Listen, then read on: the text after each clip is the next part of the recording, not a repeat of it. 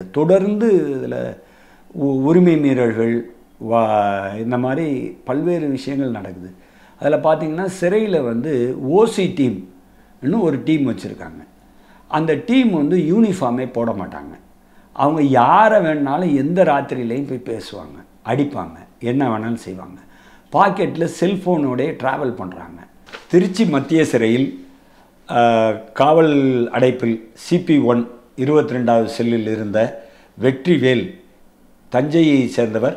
இவர் கடந்த 23/6/2024 அன்று தற்கொலை செய்து கொண்டதாக ஒரு செய்தி இருக்கிறது.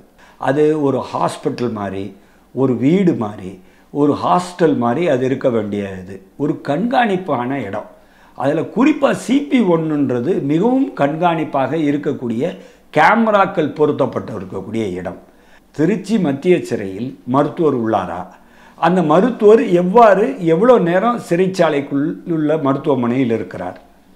எந்தெந்த நோயாளிகளை சந்திக்கிறார்? என்ன அந்த மருத்துவரை யார் கண்காணிக்கிறார்கள்?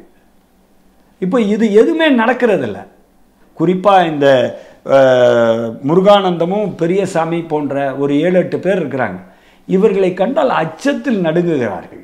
இது ரொம்ப மோசமான விஷயம். நேற்று 9ஆம் தேதி நேற்று 4 மணிக்கு ஒரு நபர் சாட்சி சொல்ல போகிறார். அவர் பேர் முகமது ஹுசேன். அவர் சாட்சி சொல்ல போனதுக்காக இன்றைக்கி காலையில் அவரை அடித்து, இன்றைக்கி 10ஆம் தேதி காலையில் ஏறக்குறைய 7 மணிக்கு அடித்து திருச்சி மருத்துவமனையில் இருக்கார், உயிருக்கு ஆபத்தான நிலையில். திருநங்கை ஆண்கள் சிறையில் வச்சிருக்கவே முடியாது. அந்த திருநங்கையை உள்ளார வச்சிருந்து அந்த திருநங்கைகிட்ட ஒருத்தர் பாலியல் ரீதியாக தவறாக நடந்த ஒரு காவலர் காப்பாற்றப்பட்டது இந்த டிஐஜியால். இந்த டிஐஜி எவ்வளோ மோசம்னா ஜெயபாரதி, அவங்க அவரை காப்பாற்றி அது ரிப்போர்ட்டே இருக்குது. அப்போது ஒரு குற்றம் நடந்ததை தெரிந்து கொண்டு மறைத்தால் அது ஒரு மிக மோசமான அபேட்மெண்ட், இது குற்றச்செயல். அது இல்லாமல் ஒரு அரசு ஊழியர் சம்பளம் வாங்கிட்டு செஞ்சால் அது ஒரு லஞ்சத்துக்கு நிகரான ஒரு விஷயம். அப்போ இதில் எந்த நடவடிக்கையும் இல்லைன்னா இந்த அரசு வேடிக்கை பார்க்க போகிறதா? வணக்கம், நான் வழக்கறிஞர் கென்னடி. திருச்சி மத்திய சிறையில் தொடர்ந்து கடந்த 18-19 மாதங்களில் ஒரு 15லேருந்து 20 பேருக்கு நெருக்கி தற்கொலையோ கொலையோ நடந்திருக்கு. எந்த விதமான ஒழுங்கான ஒரு ஆய்வு அது மேலே நடத்தப்படலை. ஒன்று. ரெண்டாவது விஷயம், ஒரு சிறைச்சாலை என்பது யாரால் கட்டுப்படுத்தப்பட வேண்டும்னா சிறைத்துறையினரால் கட்டுப்படுத்தப்பட வேண்டும். ஒன்று. அது யாருக்கு கீழே இருக்கணும்னா நீதிமன்றத்தினுடைய காவலில். அப்போது இந்த ஒரு ஒழுங்கமைப்பு இருக்கிற மாதிரியே தெரியல. தொடர்ந்து இதில் உரிமை மீறல்கள் இந்த மாதிரி பல்வேறு விஷயங்கள் நடக்குது. அதில் பார்த்திங்கன்னா சிறையில் ஓசி டீம் இன்னும் ஒரு டீம் வச்சுருக்காங்க. அந்த டீம் யூனிஃபார்மே போட மாட்டாங்க. அவங்க யாரை வேணாலும் எந்த ராத்திரியிலையும் போய் பேசுவாங்க, அடிப்பாங்க, என்ன வேணாலும் செய்வாங்க. பாக்கெட்டில் செல்ஃபோனோடய ட்ராவல் பண்ணுறாங்க.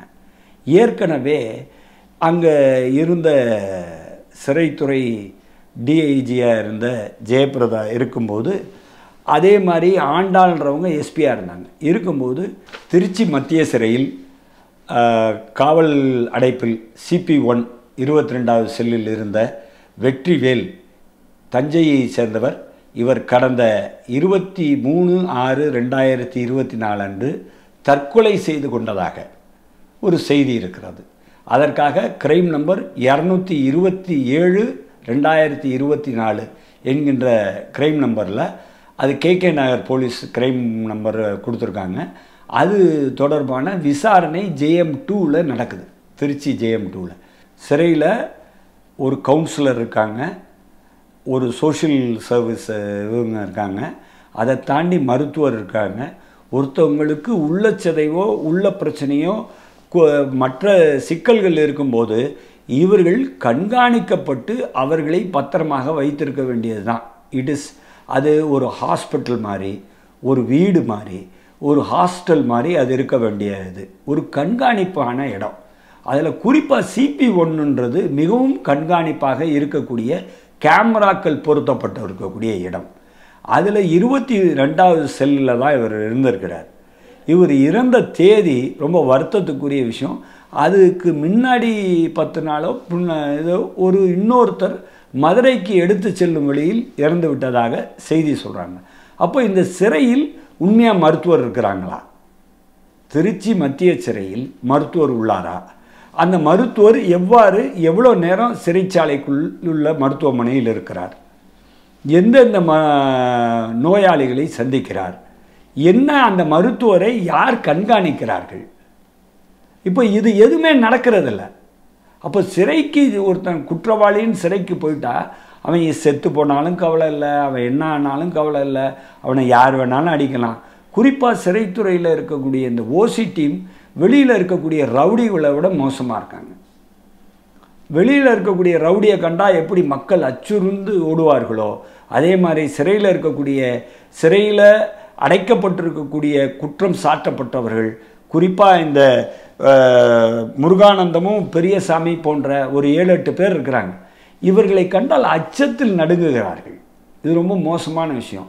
இப்போ இந்த இறந்து போன வெற்றி செல்வனுடைய வழக்கு விசாரணையில் இருக்குது. 227/2024 என்கின்ற வழக்கு நீதிமன்றம் நடுவர் எண் 2 திருச்சி முன்னால் விசாரணையில் இருக்குது. இந்த வழக்கை போடப்பட்டது திருச்சி KK நகர் காவல் நிலையத்தில். இப்போ இந்த விஷயத்தில் ஒரு உண்மைத்தன்மையை கொண்டு வரணும். ஒருத்தன் இறக்குறான்னா அந்த இறந்ததை பாடி வெறும் போஸ்ட்மார்ட்டம் மட்டும் இல்லை, ஏன் சாகிறான், சுற்றியில் இருக்கவங்களை என்ன என்கொயரி பண்ணாங்க, இது மேலே யார் மானிட்டர் பண்ணுறா? அந்த மானிட்டரிங்கே இல்லை. அதில் ஒருத்தன் சாட்சி சொல்ல போகிறான். நேற்று 9ஆம் தேதி நேற்று 4 மணிக்கு ஒரு நபர் சாட்சி சொல்ல போகிறார்.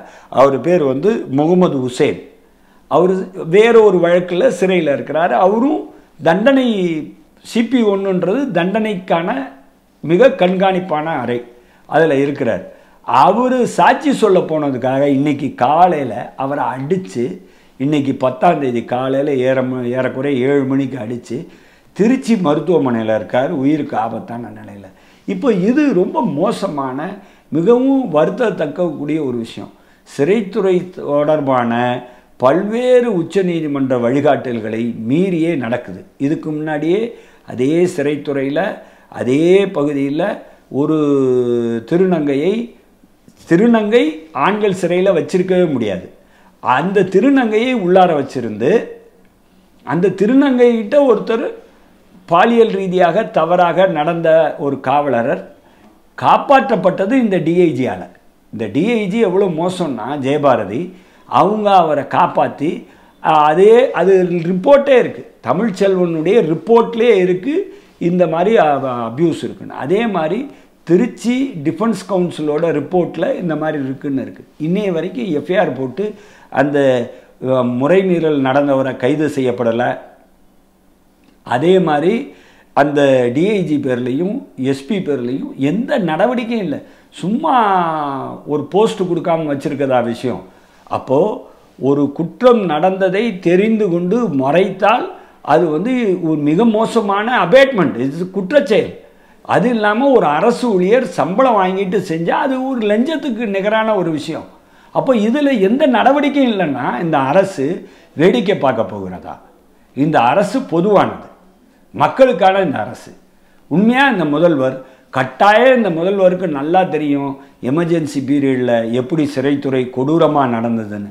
அதனால் இவர் இது மேலே உரித்த கவனத்தை செலுத்தி இந்த நபர்களை தாக்குபவர்கள் மீதும் நடவடிக்கை எடுத்தும் சிறையை மிகச்சிறந்த ஒரு நல்வழிப்படுத்தும் இடமாக மாற்றணும்னு கேட்டுக்கிறேன். நன்றி, வணக்கம்.